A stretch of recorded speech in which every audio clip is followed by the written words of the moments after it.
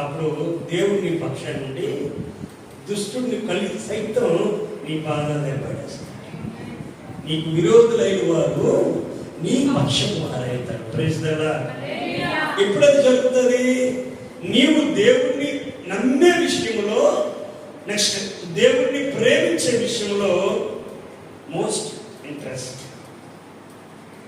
మంచి ఆసక్తి, మంచి విషయము అని దేవుడి పక్షుల్ని చేసే మొదటి కార్యం నీతి కలిగి నమ్మకత్వంతో దేవుణ్ణి ప్రేమించే విషయం, ప్రశ్నించే విషయంలో నాకే నాకే రావాలి అని వెంకటగా వచ్చేయాలా? ఏమైనా వచ్చినప్పుడు నాకే వచ్చేయాలా? నీకే వస్తుంది, భరించగలవు. నువ్వు సహించగలవు నా, అందుకే నీకే వస్తుంది. నువ్వు భరించగలవు, అందుకే నీకే వస్తుంది. ప్రశ్నించు, నాకేందుకు ప్రభావ ఇలా చేశాడు? నీకే ప్రభావ అలాగే చేయాలనుకున్నాడు. నువ్వు నా యందు ఏమాత్రం ఆసక్తి కలిగి ఉన్నావు అని చూద్దామని ఇక రెండో పాయింట్కి వెళ్ళిపోతాం. మొదట మంచి విషయంలో ఆసక్తి ఏదైనా ఉంది అంటే నమ్మకముగా దేవుని ఆయన నువ్వేం చేయకపోయినా, నా ఎడల నువ్వేమి చేయకపోయినా నేను ప్రేమిస్తాను. నువ్వు నా ఎడల ఏం చేయకపోయినా నేను నిన్ను ప్రేమిస్తాను. ఎంతమందికి అనాల్సి ఉంది? స్తోత్రం. ఎవరికి లేదే?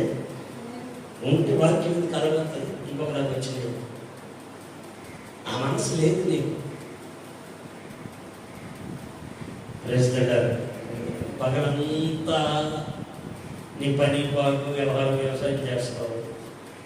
సాయంకాలం పూట నీకు దేవుణ్ణి ప్రేమించేసి మనసుంటే నీ తండ్రి ఇంటికి నువ్వు వచ్చి ప్రభా ఈ మొదటి కాలం అంతా నీ కృపలో కనికరించినందుకు యాక్సిడెంట్లు కావచ్చు, బలహీనతలు కావచ్చు, ఇంకేదైనా నా మీదకి వస్తే నేనేమై ఉండేవాడిని, నేను ఎలా తప్పించుకునేవాడిని.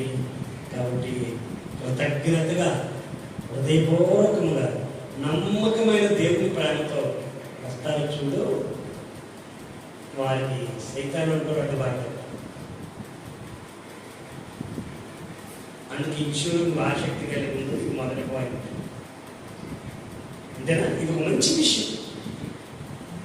రాత్రంతా చక్కగా నిద్రపోతున్న టైం పెట్టుకో, 4:30 ఆ టైంలో నెల్లిగా చచ్చిదే ఫ్రెండ్స్ వచ్చి స్తుతించు. 5:30 పర్వాలేదు స్తుతించడానికి.